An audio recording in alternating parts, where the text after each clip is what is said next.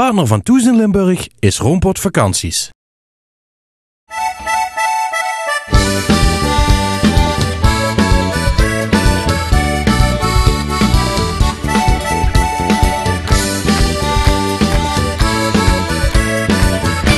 Goedendag en welkom bij weer een nieuwe aflevering van Thuis in Limburg. Hier vanaf de Weerterbergen in Weert. Het zomerprogramma van TV Limburg met weer diverse gasten. Zo schuift Margot Reuten aan, sterrenkok van restaurant Da Vinci in Maasbracht. Samen met haar man Petro Kools. Hij is meester, gastheer en wijnkenner in datzelfde restaurant. Natuurlijk ook weer aandacht voor muziek. Ditmaal verzorgd door de Alpenzusjes. Dan denkt u misschien, hé, die ken ik van de jaren 80. En dat zullen ondertussen wel twee bejaarde dames zijn die staan te jodelen. Dat is niet geheel het geval. Hoe, dat ziet u straks dan. Gisteren melden we dat oud-wielrenner Peter Winnen te gast zou zijn. Dat kan helaas niet doorgaan vandaag, maar dat maken we weer snel goed. Natuurlijk is er ook weer een stad die vandaag centraal staat en dat is Hasselt, de hoofdstad van het Belgische Limburg. Staat vooral bekend om de vele evenementen zoals Pukkelpop en de Jeneverfeesten, maar heeft ook een bruisend stadscentrum. In België staat de stad ook bekend als de stad van de smaak. En dat is reden genoeg voor Patty van der Weert om daar eens even een kijkje te gaan nemen.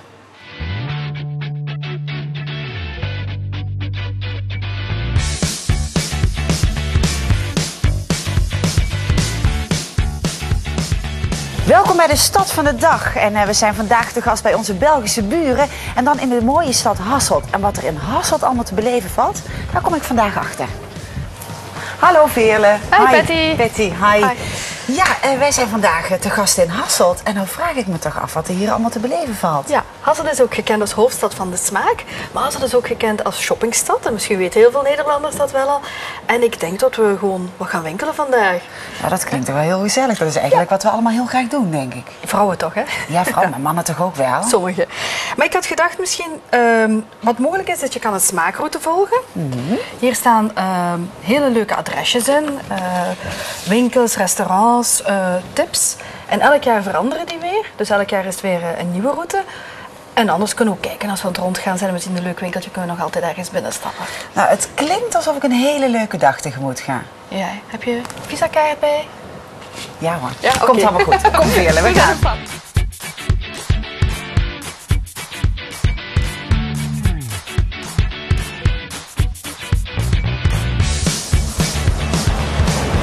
Kijk Patty, hier, dit is een van de oudste gebouwen nog in de stad. En dit is nu een apotheek. Het heet In het Zweert. Je ziet het ook, hè? Het zwaard hangt er nog. Ah ja, inderdaad. En Het ziet er wel mooi uit. Ja, het is heel mooi. Het is binnen ook heel mooi gerestaureerd, maar daar kan je zo niet, je kan niet gaan kijken. Maar het is ook de aanduiding van de Kapelstraat. En de Kapelstraat hier is zo de straat met zo de duurdere shops, maar ook waar de modeontwerpers en zo zitten. Is dat bewust gedaan? Want een apotheek dan in de straat met de duurdere shops voor de mannen die hoofdpijn krijgen van alle aankopen van de dames? Om even een paracetamolletje te halen? Misschien, ja. Dat is wel heel handig bedacht, denk ik. Ja.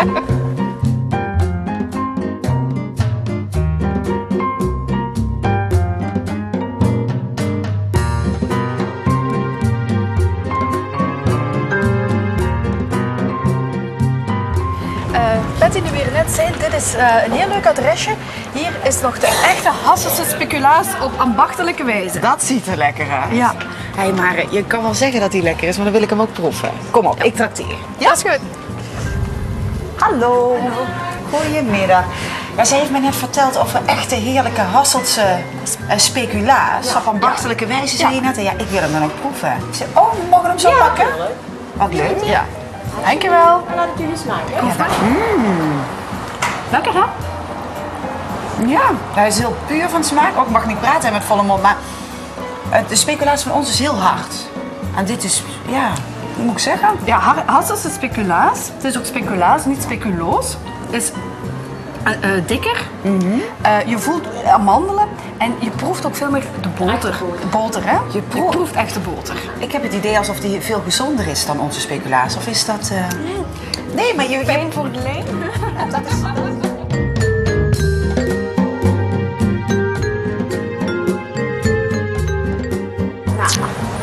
Dat was wel heel lekker. Ja, oké. Ja, heerlijk. Dit is ook weer zo'n typisch Belgisch merk. Maar wat maakt dit voor? Oh, dat is typisch Belgisch merk. Ja. Oké. Wel mooi. stijlvolle tassen. Heel mooi. Ja, heel mooi. Nou Veerle, jullie hebben wel allemaal etalages zien. Ik wil ook ergens naar binnen, hè? Ah, wel, dan heb ik hier een heel mooi adresje. Ik denk dat je hier zeker iets gaat vinden wat je mooi vindt. Oké. Nou, dat ziet er erg leuk uit, moet ik zeggen. Ja. Nou. Waar moet ik beginnen, Veerle? Goh, ik zou zeggen, kijk rustig. Huh?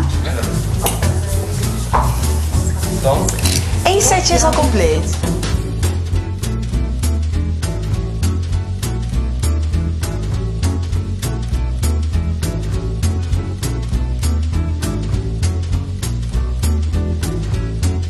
Nou, moet ik ergens mee beginnen voor deze. Veerle, ben je er klaar voor? Leuk, hè? Heel mooi. Ja, ik vind het heel erg leuk. Kijk eens op. Jeetje, bevalt me wel hier shoppen in Hasselt. Mooi. Ik vind het wel heel erg leuk, maar ik vind het zo jammer. Ik zou wel vaker willen winkelen in Hasselt, maar ik ben natuurlijk altijd werk overdag. Nu zijn in Hasselt elke eerste vrijdag van de maand open tot 8 uur. En je krijgt ook nog eens een caravan mee. Oh, dat is helemaal een reden om terug te komen.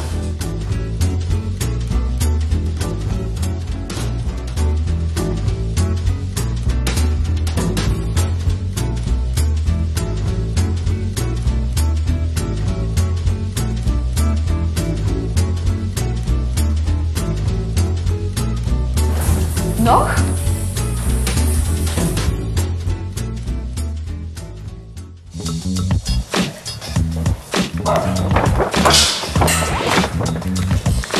Zo, Veerle, help je mij dragen? Ik denk dat het nodig is. En nu nog iets voor eronder, hè? Voor onder de kleren? Eronder, hè? Ah, dat klinkt spannend.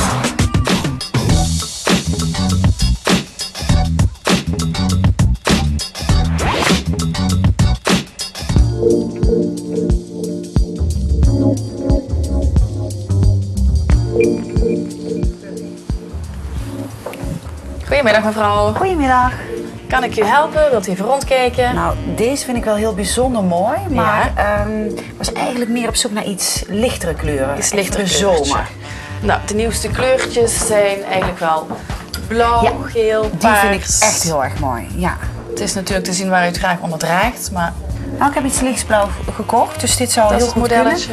Maar ik heb nu even geen tijd om te passen, maar... Ja, het is toch wel belangrijk dat u het even past. Hè? ja, doen jullie ook mee aan die avondactie? Zijn jullie ook 's avonds Wij, open? de eerste vrijdag van de maand zijn wij open, uiteraard. Dat is inderdaad Heel fijn gezellig. om te weten. Kom samen met uw man, partner, glaasje.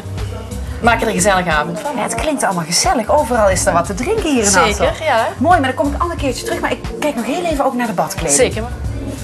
Hey, wat vind je van deze? Voor de glitter en glamour momenten op het strand. Mooi, hè? Bijpassende slippertjes. Mooi, mooi. Supermooi. Nou, dit is iets voor de avonden dat ik hoofdpijn heb. Toch? Oh, geen enkel probleem. We hebben een apotheek tegenover en als die hoofdpijn dan weg is, heb je iets veel plezanter. Dat is wel een hele goede tip. Patty, om nu eens even niet aan onszelf te denken, maar zijn de kindjes. We hebben hier een hele toffe Disney store, hè? Oh, maar deze is wel heel leuk om mee hè? te knuffelen. Nou, wat kan ik hierboven dan allemaal verwachten? Speelgoed, allemaal Disney items, beeldjes. Ja, we zullen gaan kijken. Maar eigenlijk is het toch ook leuk voor ons, niet alleen voor de Natuurlijk. kinderen, hè? Ik ben ook nog wel een beetje een kind, hoor. Heb jij dat niet?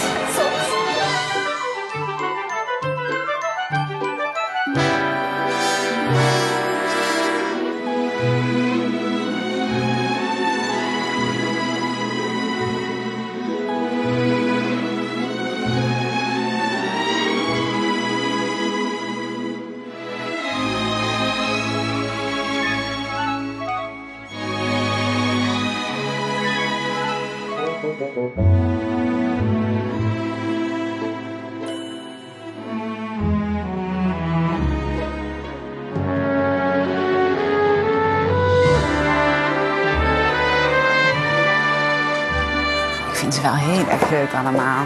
Die dan ook. Maar deze neem ik mee. Ja? Vind je die niet leuk voor je dochtertje dan? Met die roze bril? Oh, ik vind het schattig. Ja, vind ik Ja. wel leuk. Absoluut. Dag dames, goedemiddag. Goedemiddag. Jullie zijn van Nederland en jullie zien er al perfect leuk uit. Jullie Ja, hebben we wat gevonden in we onze zijn winkel. helemaal in de stemming Ja, inderdaad. ik zie het. Maar het is een hele bijzondere mooie winkel. Is dit Dank niet u een wel. heel uniek concept? Zoals hij hier staat inderdaad, is hij uniek. En vooral in Europa eigenlijk, want we zijn privé. En we proberen een mooie winkel te maken voor iedere fan van Disney en niet-Disney-fan. Dus, en ook vooral voor onze Nederlandse klanten. Want zoals u heeft de knuffels alvast, maar ik heb voor jullie een hele mooie speciale knuffel. Dus wij zoeken altijd ook leuke dingen voor onze klanten. En veel mensen uit Nederland komen. En ik denk dat deze speciaal voor jullie is, toch niet? Helemaal in de Nederlandse kleuren. Voilà, Dank je wel. Dat kan je toch wel. Voilà, zo Mijn hoort dag erbij. kan niet meer stuk. Oké. Dank je wel. Goed zo, alsjeblieft.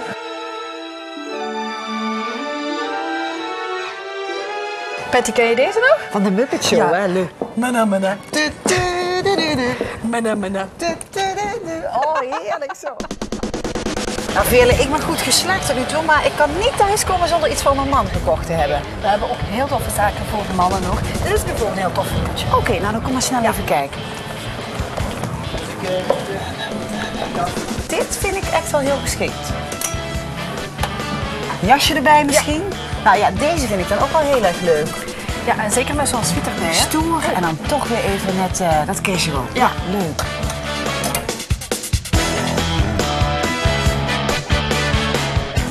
Ik kan het niet laten om toch nog even voor mezelf te kijken. Wat vind je van deze? Kom Patty, terughangen. Moet er nog veel, hè? Ja, kom. Moet er nog heel veel. Kom. Ja. En veel dan heb ik mannenkleding, dameskleding, lingerie, alles wat ik maar zoek is te vinden in Hasselt. Maar sieraden. Oh, we zijn hier net in de straat waar allemaal juwelen ontwerpers zitten. Of een kunstgalerijtje. Ah ja. En ik Wil zie je de eens binnen gaan? goudmidden. Ja. Of kunnen we misschien eens binnen gaan kijken, want die hebben wel hele toffe dingen hier. Ja, hele mooie dingen. Hallo. Dag. Nou mevrouw, ik ben echt een extra. Alles wat glinstert vind ik fantastisch. Heeft u daar ook iets moois voor? Nou, ik zie dat u iets mooi roze aan hebt. En ik heb heel mooie roze schitterende heeft saffiertjes hem al liggen. in deze ring. Mooi. Dat is ook de parel, de Hij roze ziet er wel parel. heel... Is dat niet lastig? Zo? Eens dat u hem aan hebt, ziet hij er minder lastig uit. Oh ja, inderdaad. Je voelt hem niet. Ja. Maar dit is een eigen ontwerp. Maar maken jullie nog meer verschillende soorten sieraden? Ja, alle sieraden die hier liggen, die maken we, ontwerpen we eerst en maken we dan zelf. Audi maakt ontwerpen zoals u hier in deze boek ziet.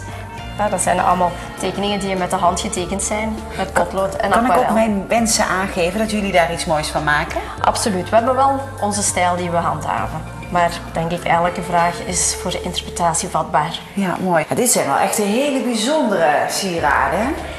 Maar ze zijn iets experimenteler van vorm en van kleur als de traditionele gemaakte juwelen hiernaast in goud en edelstenen. De materialen lopen ook heel veel uit elkaar. Hè. Ja, want wat zijn dit voor materialen bijvoorbeeld? Dat is gewoon leer. Dat is leder. Hier hebben we kunststof, aluminium, glas, rubber, siliconen, email. Siliconen voor een ring? Ja, siliconen ja, ringen. inderdaad. Ja. Lijkt me ook nog wel lekker zitten. Ja. Nou, met pijn in mijn hart geef ik de ring toch even terug. Want het is echt iets voor een gelegenheid, hè, om te Absoluut. dragen. Dankjewel. Alsjeblieft. Ik moet nog wel een keer met mijn man terug. Ja, Toch? of stuur hem gewoon even langs. Dat is misschien ook een goeie, ja. Dank u wel. Fijne dag. nog. Dag.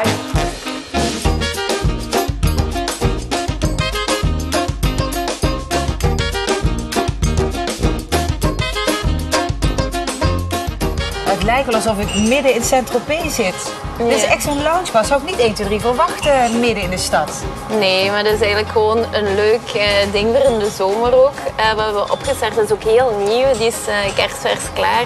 En hier willen we eigenlijk inderdaad het vakantiegevoel echt naar Hasselt brengen. Het pitje van de stad, dat je hier ook even goed kan meefeesten, gelijk in Nice of Saint-Tropez of eender welk vakantieoord. Maar ik kan me voorstellen dat je hier echt geslaagde avonden kan hebben. Maar dan heb ik de hele dag geshopt. Hier lekker een glaasje drank erbij.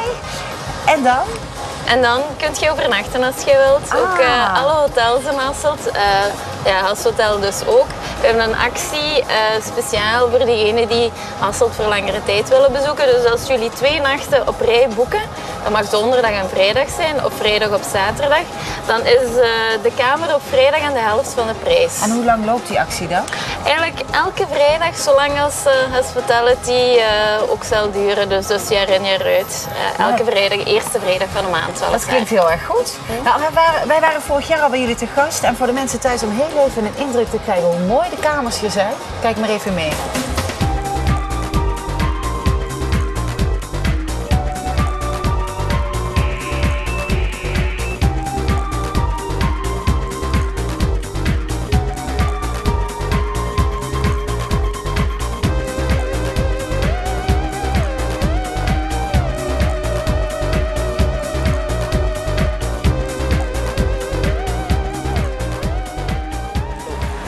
schitterende kamers. Nou, ik ben een stuk wijzer geworden, dankjewel. En ja, Veerle ben ik kwijt. Waar is Veerle? Ach, daar zit ze al. Bedankt, hè. Veerle? Hoi, Patty. Lekker hier, hè? Nou, kom even lekker bij liggen, want het ziet er wel heel gezellig uit. Zalig hier, hè? Voor de hele dag geshopt. Ja. Wat een heerlijke dag hebben wij gehad, hè? Ja. Lekker geshopt. Alles wat je nodig hebt is hier te vinden. Ja. En uiteindelijk een lekkere borrel. Een lekker glaasje. Goed mooie plekje om te omgeving. verblijven. Ja. Hè? Je kan hier ook lekker overnachten. Nou, ik weet zeker dat ik wel eens vaker terugkom naar Hasselt, hoor. Ja, dat hoop ik toch. Zeker weten. Ja? Nou ja, Daar drinken we op, en hè? daar drinken we op. En tot volgende keer. Zometeen meer over Hasselt. Eerst praat ik met Margot Reuten en Petro Kools van restaurant Da Vinci in Maasbracht. En waar iedereen in de zomer en de vakantieperiode ietsjes rustig aandoet in de keuken, geldt dat voor Margot niet, denk ik, hè? Nou, we hebben ook wel 3 weken vakantie, dus we zijn ook 3 weken dicht. Maar zoals nu merk je al dat er mensen en route zijn of op weg van vakantie zijn, wat dan toch maar stoppen om ook eerst even nog lekker te eten bij ons. En dan een nachtje slapen in de buurt en dan trekken ze weer verder. Oké, maar het wordt langzaamaan dus wel wat rustiger, begrijp ik. Jawel, ook vele Limburgers die op vakantie zijn. Dus we merken ook sinds afgelopen week dat de schoolvakantie is begonnen en over 2 weken de bouwvakantie gaat beginnen. Dat merken wij. Voor ons is de maanden juli, augustus altijd een dalmoment. Waaronder Margot net zegt dat wij dadelijk ook 3 weken gesloten zijn en zelf gaan genieten van vakantie. Ja, maar ik kan me voorstellen dat misschien ook mensen juist die Michelin-gids erbij halen. Misschien zelfs mensen uit het buitenland. En eens even gaan bladeren, waar gaan we deze zomer eens lekker eten en tot ze dan bij jullie uitkomen. Ja, dat is wat ik al net zei. Dus mensen en route zijn of echt op een culinaire reis maken. Dus die komen dan bij ons toe. Hè? Ja. Dat is dan toch weer die tweede ster. Mensen of gasten rijden echt op de sterren dan en dat is geweldig. Oké, doen jullie dat zelf ook? Want ja, je zegt je gaat 3 weken even dicht. Ga je dan ook andere sterrenrestaurants bezichtigen? Nou, wij zelf doen dat ook. We doen het, dit jaar doen we het wat rustig aan. Vorig jaar hebben we een fantastische vakantie gedaan. Zijn we naar Hawaii gegaan, naar Big Island en Maui. Dat is even helemaal een uitschieter, dat kun je je niet voorstellen. Hebben we nog gezwommen in de oceaan tussen de schildpadden en...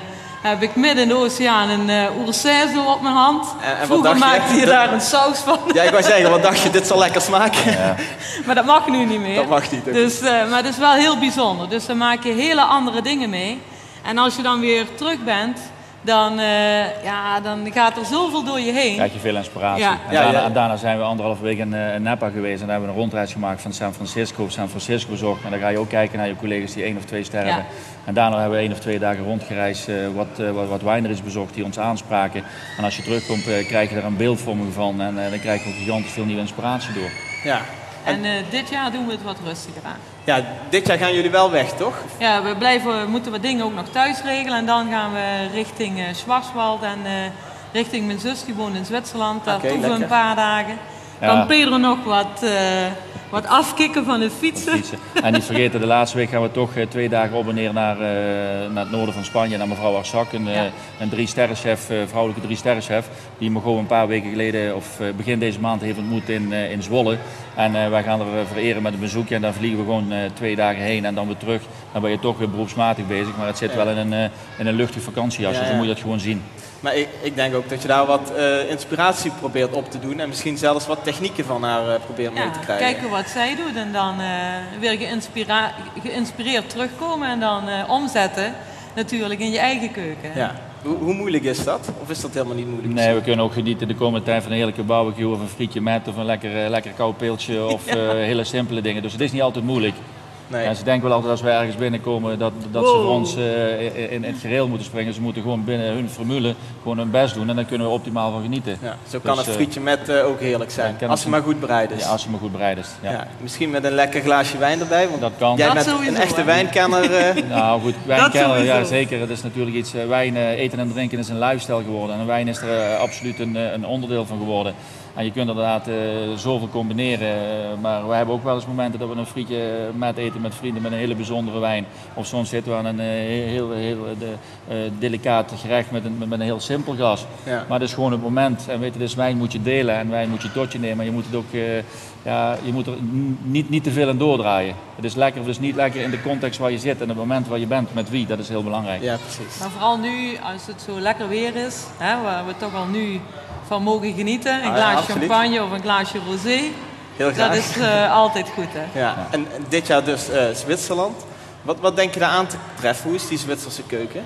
De Zwitserse keuken is heel erg vooruit gegaan. Dus vroeger hadden we daar maar 1 3-sterrenzaak. En nu daar is een nieuwe 3-sterrenzaak bij geweest. Daar zijn we bijgekomen. Daar zijn we 3 jaar terug geweest. En daar waren we zeer van onder de indruk. Mijn zus woont in Basel, dus in Rie in Basel. En in Basel hebben we een hele mooie 2-sterrenzaak. Dat is Cheval Blanc, dat is een heel mooi hotel, Draaie Koningen. En ja, daar waan je sowieso al, als je daar zit te eten, dat je al op vakantie bent. Dus ik vind het altijd heel erg leuk, want hij heeft een jaar eerder als mij de 2e ster gekregen. En wij hebben hem daarna gekregen. Dus het is altijd heel goed om elkaar dan toch weer even te begroeten. En, ja, precies. Ja. Maar heb je een voorbeeld van wat je daar dan van meeneemt? Er is natuurlijk heel veel vlees wat daar gegeten wordt, wild. Oh, dat valt wel mee, toch ook wel de vis en veel groenten. Dus nee, de Zwitserse keuken is echt wel aan het veranderen dan hoor. Dat geldt ook voor de Zwitserse wijnen. Wat wij gelukkig hebben in Limburg met onze Limburgse wijnen, zie je al daar dat er ook inderdaad heel veel Zwitserse wijnen zijn die absoluut top zijn, de top van de wereld behoren. Alleen niet buiten de grenzen komen omdat er relatief weinig van is. En daar krijg je heel veel inspiratie door en die dingen neem je mee. En die ga je kijken binnen je formule in Maasbracht of je ze daar kunt projecteren. Nee, zoals die Zwitsers kunnen heel trots zijn op hun producten wat ze daar hebben. Dus, en dat kunnen ze ook echt alleen in Zwitserland houden. En als je dat dan weer zo meemaakt, dan kun je zo... Ja, dat zijn we toch al zo trots op Limburg, hè, en wat Limburg ons brengt. Maar Pedro heeft dus, we hebben meer dan 26 Limburgse wijn op de kaart staan. Dat is hij echt een Limburgse wijnfreak. Ja, dus goed, dat is heel bijzonder. Nee, maar goed, je moet heel trots zijn of dat nou je asperge of je appel of je peer of wat de boer voorbrengt. Kijk, 30 jaar geleden was het allemaal, moest het van ver komen en nu zijn we terug bij de origine. En ik denk ook wij in de topgastronomie dat we heel trots zijn dat mensen de moeite nemen om zo'n mooi product te maken. Kijk, en als die telers of die wijnboer of dat biermerk het gevoel heeft dat het uiteindelijk toch overal terecht komt en dat we dat met z'n allen kunnen promoten, dan moet je gewoon apetrots zijn dat we met z'n allen de moeite nemen om dat binnen onze eigen grenzen te houden. Zo is het. Ja. En neem je dan ook een flesje wijn mee voor de Zwitsers? Nou, ik kom wel eens... We sturen vaak cadeautjes op. Ja, meestal is dat de meeste sommeliers in het buitenland geen notie hebben dat we hier in de regio wijn maken. En dan meestal stuur ik dan wel naar de rand 1 of 2 flessen op om er een tegenbewijs te geven dat we inderdaad toch al heel lang, vooral de laatste 10 jaar door het veranderen van het klimaat en dat de heren investeren in de nieuwe technieken en de kennis ook uitwisselen, dat ik er apetrots op ben dat ik gewoon een flesje stuur en er ook altijd wel een reactie op terugkrijg. Kijk, en dat is natuurlijk helemaal mooi als die straks op de kaart wordt opgenomen. Hè? Dat zou kunnen. Ik denk wel dat dat wel dadelijk tot de mogelijkheid zou behoren dat er steeds meer mensen geïnteresseerd zijn in het Limburgse product om dat inderdaad ook op buitenlandse wijnkaarten te promoten. Dat is geen schande hoor. Nee. Hey, en in Zwitserland ga je ook fietsen? Je bent een vervent wielrenner. Nou, ik kom uit Valkenburg, ik ben groot geworden met wielrennen. Voordat ik in het vak kwam heb ik relatief veel op een fiets gezeten. Door het vak heb je beperkingen en eigenlijk gaat de fiets dit er mee. Omdat wij natuurlijk vorig jaar het Gein gezegd hebben van wat gaan we frontje doen. En ik heb gezegd Alpe d'Huez fietsen. Ja. Dus op een gegeven moment met onze lokale slager is het zover gekomen dat als je dat eenmaal hebt gezegd, dan houden ze je eraan. Hè? Ja goed, dat hebben we ook verwezenlijkt met een groep van 5, 6 mensen. En we hebben er ook op getraind. Ik ben met beperkingen, ik heb iedere dag sinds januari een half uur, 3 kwartier op mijn home trainer gezeten. En de laatste 3 maanden heb ik 40, 60 kilometer maandag dinsdag gefietst. En ja goed, we zijn het avontuur aangegaan in de Alpen. En hoe heb je het beleefd? Nou, het is een hele happening geloof ik. Buiten het feit dat je ooit geraakt raakt dat 6 heren juni 2006 de berg opgaan om 6 keer die berg op te gaan om geld in te zamelen. Ja, zo is het ooit allemaal begonnen. Zo is het begonnen. Het is pas heel pril, maar als je nou ziet alles eromheen, maar ook de saamhorigheid. Goed, iedereen weet waar die voor is. De vervelende ziekte, het vervelende woord kanker. Maar het heeft mij wel inderdaad geraakt en het heeft me mentaal ook veel sterker gemaakt. En ik ben hem 1 keer opgeraakt. Niet dat ik nou zo sportief ben, maar ik heb er uiteindelijk maar 3 over gedaan. Waar anderen binnen onze club er toch 1,20, 1,30 hebben gedaan en 3 keer hebben gereden. Ja. Heb ik gewoon gezegd, ik wil ook het verhaal horen. En het verhaal is gewoon dat mensen, goed, ieder heeft zijn eigen leed, zijn eigen verhaal. Ja, want je fietst die berg op en verzamelt zo geld voor het kankerfonds, KBF. Ja. Dat heb je ook gedaan en je zegt al, ik heb meerdere mensen gesproken daar. Achter iedere wielrenner zit een verhaal. Wat zijn dat voor een verhalen? Nou, het zijn meestal verhalen, het zijn niet de mooiste verhalen, maar het zijn meestal verhalen om zich te bewijzen tegen een dierbare die ze hebben verloren aan kanker. Het zijn meestal mensen die net schoon zijn verklaard, die zich bewijzen willen tegen zichzelf of op die manier geld willen inzamelen. Het zijn ook mensen die helaas niet meer lang te leven hebben, die letterlijk en figuurlijk hun laatste rit bezig zijn. Okay. En dan, kijk, ik heb ook gemerkt in een van die bochten 3 keer omhoog van ja, wat zou ik zelf doen als mens als mij morgen zelf die diagnose wordt gesteld. En ik weet weer het verschil tussen zweet en tranen. Ja. Snap je? Maar het is wel heel knap dat inderdaad 8000 mensen in 2 dagen tijd dadelijk, denk ik als 7 oktober het eindbedrag wordt bekendgemaakt, dat er 30 miljoen euro is ingezameld. Dat is toch een fix bedrag waar ze echt wel wat mee kunnen lijken. Ja, dat is geweldig. Nou goed, en wat ik ook zelf denk, dat er een sportieve prestatie tegenop staat. En natuurlijk Pedro, vertel ook eens even van de meneer. Dat is ja, een meneer goed, die er is een meneer, fietsen kijk, we zijn de eerste 3 bochten, die 1400 meter, en ik had graag Peter winnen ook willen moeten. Want ik kon alleen de Alpe d'Huez vroeger van de Tour kijken met mijn opa, toen Zoetemelk Kuiper aan winnen gewonnen heeft. Ja. En verder heb ik niks met computers gedaan. Ik heb die berg alleen op mentaal opgereden, want ik denk van, ik ben niet de sportiefste. Nee. Als ik me ga inleven, gaat dat echt fout. Maar je komt dus mensen tegen om een verhaal te maken. Als je inderdaad, normaal eten wij wel een stukje kreeft en een glas champagne. Dus die dag heb ik haverblokken gegeten, chocola en al die mixdrankjes. Of ze geholpen hebben, weet ik niet. En dan komt er iemand voorbij, een man die heeft een sportfiets bij zich met 4 tassen. Ja. Ik rij hem voorbij, hij rijdt mij voorbij. We komen op het moment dat ik inderdaad heb gezegd, ik ga eventjes drinken en ik ga kijken wat er leeft met onze mede-Nederlanders. En dan vragen ze me, wat bezielt u? Ja, was zijn dochter verloren aan kanker, te jong. Okay. En hij had nog 1 keer het gewicht wat zijn dochter dus woog voordat ze stierf bij zich. Dat was 35 kilo steen. Ah, ja. En als je dan boven bent en je bent helemaal je zit er helemaal doorheen. En ik heb dus een beetje getwitterd en gefacebook, maar ik heb ook zoiets van gezegd, waarom doe ik het eigenlijk voor? Maar dat is gewoon om jezelf te bewijzen. Maar ook, maar die meneer kwam dus 2-3 uur later binnen en die hele sfeer, al die mensen, staande ovaties, klappen. Ja, dat gebeurt, ik krijg er nog steeds kippenvel van. Ik ook nu. Maar dat is een van de vele verhalen. En ik moet ook zeggen van, ja, ik zou iedereen ook aanraden als je volgend jaar de kans krijgt, want er gaat nou een grote hype ontstaan op dat evenement. Ja, dat was al zo, maar dat zal alleen maar groter worden. Want nu door die tweede dag is hij nog groter geworden en ook je ziet... Want ze waren eerst uitgeloten. We waren eerst uitgeloten. Oké. Maar weet je wat je dus nu ziet? Dat inderdaad dat er volgend jaar nog meer mensen gaan fietsen en ik hoop dat ze nog meer geld inzamelen om inderdaad, ja goed, te voorkomen dat wij misschien gespaard blijven van die vreselijke ziekte. Ja. Dus een hele fysiek zware tocht, maar ook emotioneel heel zwaar, kan ik me voorstellen. Ja. En mentaal veel sterker uitgekomen, ook voor mezelf. Oké, dus volgend jaar weer als het kan? Absoluut weer. Als we in worden gelood, graag zelfs. Hij moest nog 3 bochten en belde hij mij op. Ik was dus thuis gebleven. Hij kon wel nog bellen tijdens de fietsen? Ja, een keer aan veldje heigend, denk ik. Als je vaak stopt, kun je bellen. En toen zei hij, Mongool, het gaat niet meer. Ik trek het niet meer. Ik zeg, potverdikke Pedro, je legt nu die telefoon neer. Je stapt die fiets op en je gaat, hè? Maar weet je, je voelt je op een gegeven moment ook een groot sporttalent. Want als je ziet hoeveel mensen op die berg staan om je te supporten. Met vlaggetjes en muziek en motivatie. Ja, dat is ongekend. Dus kijk, nogmaals, ik kan het ook iedereen aanraden die zich wil bewijzen voor die enge ziekte. Om het gewoon volgend jaar meteen te doen. Gewoon te doen, ja. En in Zwitserland ga je dus veel fietsen, ga je weer een beetje oppakken. Even weer een beetje oppakken. Ja. Wat ga jij doen als hij fietsen is? Niks, ik ga rusten. Lekker een boek lezen. Niet koken daar dus? Nee, niet koken. Nee, ik ga niet koken. Want u zit dan op vakantie, kook je dan helemaal niet? Of ga je alleen maar uit eten bij een sterrenrestaurant? Nee, we gaan niet alleen uit eten bij een sterrenrestaurant. Misschien ook een barbecue'tje en zo tussendoor. Okay. Maar een lekker pizzaatje eten. Maar, een hamburger. Ja, maakt niet uit. Dat moet gewoon ook gezellig. Dat moet ook heel breed en heel makkelijk. Vooral ook vakantie, hè? Ja, uiteraard. Is belangrijk. Ja. Als vervent fietser, en jij houdt ook wel, geloof ik, van wat sport, hè? Nu is de Tour de France bezig, net het EK achter de rug. Echt een sportzomer. Valt er een beetje te volgen in het restaurant, zo'n EK en zo'n Tour de France? Nou goed, EK, meestal is voetbal goed, volg je het, omdat de gast die op dat moment in je restaurant zit, als er een Nederlandse wedstrijd was, dan word je op de hoogte gesteld. Tegenwoordig door de social media gaat het heel snel. Ja, dan je merkt ook op de voetbalavonden, vooral toen Nederland tegen Duitsland heeft gespeeld, dan zit er 1 tafel en dan moet je gewoon al je energie insteken, maar dat is ook heel leuk om te doen.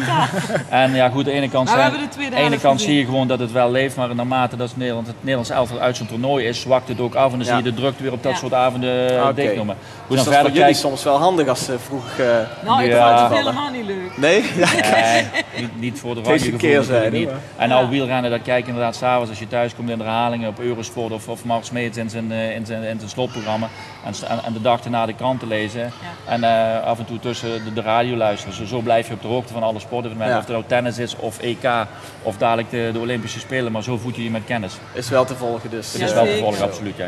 Margot, jij bent de enige sterrenkok met 2 Michelin-sterren, vrouwelijke dan, in Nederland. Krijg je vaak aanvragen van jonge koks, vrouwelijke dan, die wat meer van jou willen leren? Er zijn niet zoveel vrouwen in dit vak, hè? En hoe komt dat eigenlijk? Want vrouwen koken thuis dan weer wel het meeste en in het professionele vak zijn het dan weer vaak mannen. Ja. Hier in Nederland dan, hè? Want bijvoorbeeld bij mevrouw Arsak, waar wij dus naartoe gaan, 3 sterren, daar is 80% dames in de keuken. Oh, echt waar? Dus daar is het bijvoorbeeld helemaal omgedraaid als wat wij hier in Nederland is. Dus ja, kijk, ik heb het volgehouden of ik hou het vol en ik wil eigenlijk alleen nog maar verder. Dus wat dat betreft is voor mij die vraag altijd heel moeilijk. Ik heb nou ook een hele leuke dame in de keuken. En dan moet je aan knutselen dat die dat ook volhoudt. Hè? Daar werk je aan. Ja, maar je weet niet waardoor het zou komen dat het hier in Nederland Ja, het is natuurlijk ook een apart vak, maar het is een heel boeiend vak. Kijk, als gasten of als mensen vrij zijn, dan verdienen wij ons geld. Hè? Dus, en dat is toch meestal in de weekenden. Dus ja. Oké. Ik weet niet of het dat is, maar dat zou heel goed voor kunnen mij natuurlijk. niet. Maar... Nee. Tot slot, Petro, wijn, hoe belangrijk is dat bij eten? Nou goed, dat is voor iedereen persoonlijk. Ik vind wel een goede maaltijd met een goed glas wijn, dat is op zijn minst nodig.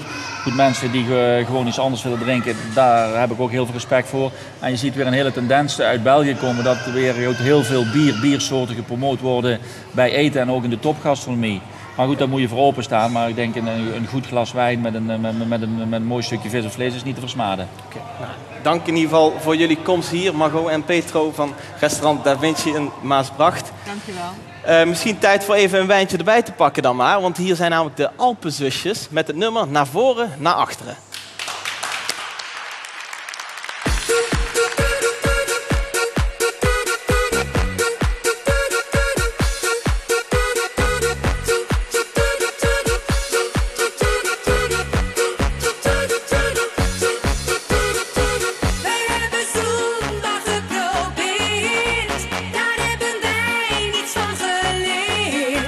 Nu hebben wij een nieuwe rage, die voeten op en neer.